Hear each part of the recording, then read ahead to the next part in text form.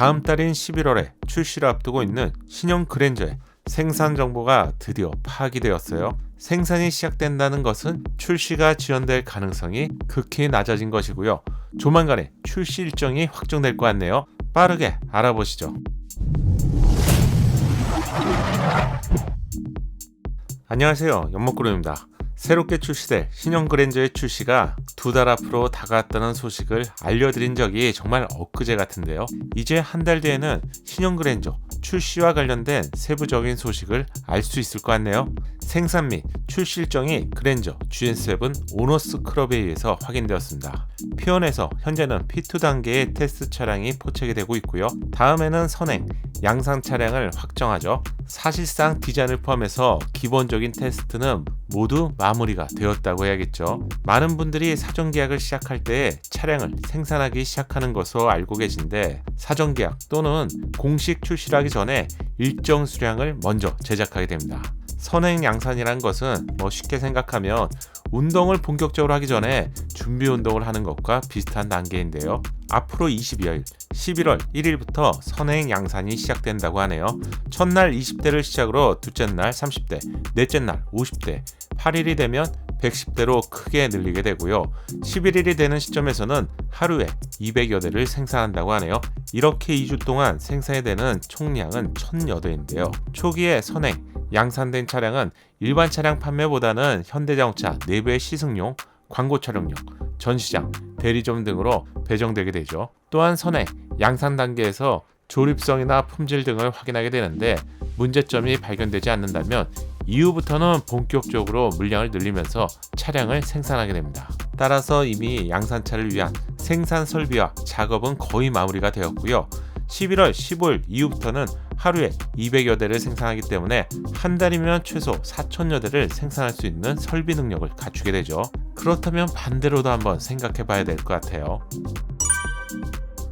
11월 1일부터 14일까지 선행 양산이 시작된다는 말은 반대로 생각해 본다면 기존 그랜저의 단종 일정도 알 수 있겠죠. 기존 그랜저의 단종 일정은 선행 양산이 모두 끝나는 11월 14일이라고 하네요. 현재의 생산량을 보면 월 4천여 대를 생산했다가 11월 달에 2,800여 대로 생산량이 크게 줄어드는 것을 알 수 있고요. 이 시점이 11월 14일에 단종을 앞두고 있죠. 요약하면 11월에 기존 그랜저는 단종이 될 예정이고요. 11월에 신형 그랜저는 선행 양산을 시작으로 본격적으로 생산을 시작하게 됩니다.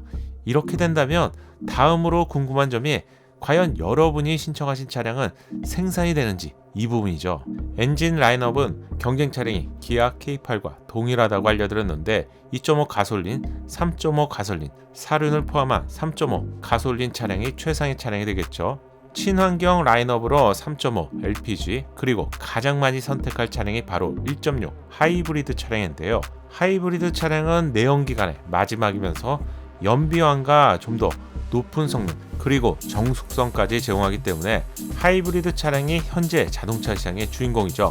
그렇다면 11월에 생산이 되는 차량에 하이브리드 엔진이 포함될 수 있을까요? 일반적인 경우라면 하이브리드는 출시된 이후에 일정 시간이 지난 뒤에 판매를 시작하는 경우가 그동안 더 많았죠. 그랜저 GN7 오너스 클럽에 따르면 내연기관을 포함한 친환경 차량이 11월 15일부터 본격적으로 생산이 시작된다고 하네요.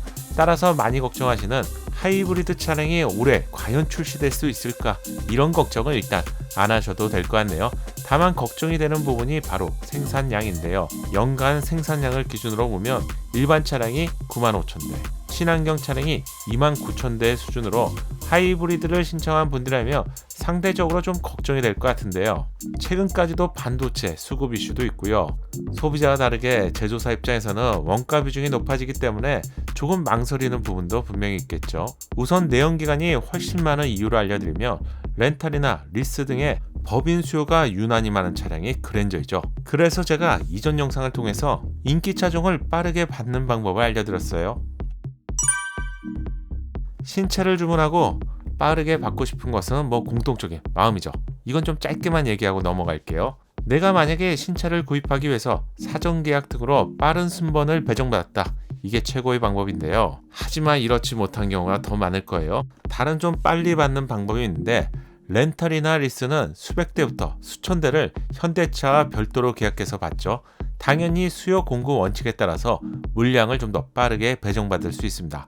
따라서 빠른 출고가 필요하시면 렌털이나 리스 등에서 취소된 차량들이 계속 나오기 때문에 이 부분도 한번 알아보시면 좋을 것 같아요. 참고로 신형 그랜저의 경우 사전 계약이 없이 바로 판매가 되는 것으로 알려졌죠. 추가로 신형 그랜저의 광고 촬영 소식도 알려졌죠. 지난 9월 말쯤에 촬영이 되었다고 하는데 이 사실을 통해서도 외부 디자인을 포함해서 실내 디자인도 모두 확정이 되었다는 것이죠. 당연히 광고 촬영은 출시 직전에 촬영하게 되는데 기존 그랜저인 IG의 경우도 특근이라는 광고와 함께 출시가 시작되었죠. 빠르면 이번 달 말 정도면 공개 일정을 포함한 광고 일정 등도 확인이 될 것 같은데 이 부분도 제가 가장 빠르게 알려드릴게요. 채널의 구독 잊으시면 안 되겠죠.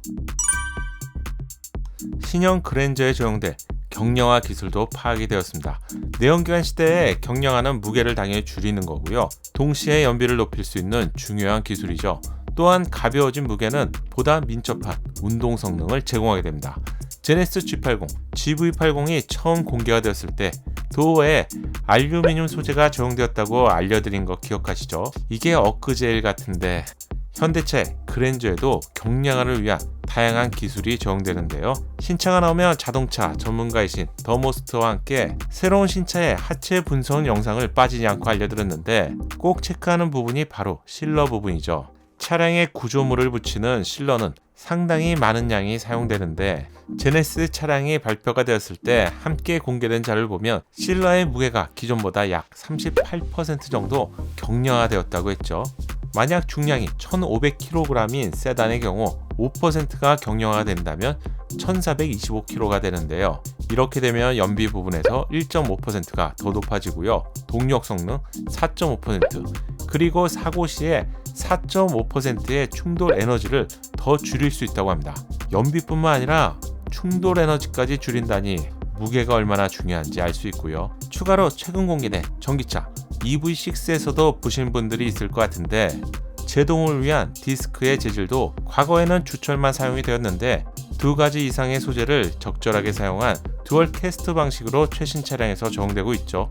만약 바퀴 한 개에 2kg만 줄여도 4개면 총 8kg이 줄어들게 되는데 엔진에서 드라이브 샤프트를 거쳐서 바퀴까지 최종 전달되는 힘으로 본다면 상당한 부분이 개선된다고 할 수 있겠죠. 추가로 신형 그랜저에서는 새로운 3세대 플랫폼, 경량화 기술, 보다 조용한 실내를 구현하는 노이즈 캔슬링 기능, 승차감을 높이는 프리뷰, 전자제어 서스펜션 기술 등 신기술과 다양한 편의사항이 적용된다고 알려드렸습니다. 아직 못 보셨다면 채널의 이전 영상을 참고하세요. 이번 영상에서는 신형 그랜저의 생산 소식과 함께 경량화 기술에 대해서 중점으로 알려드렸는데요. 여러분의 소중한 생각을 댓글로 함께 공유해주세요. 출시를 앞두고 있는 신형 그랜저의 소식을 빠르고 정확하게 듣고 싶다면 구독과 알림 설정 놓치지 마세요. 감사합니다. 작은 도움이 되셨다면 좋아요 부탁드리고요. 구독과 알림 설정을 통해서 정확한 신차 정보를 빠르게 만나보세요. 감사합니다.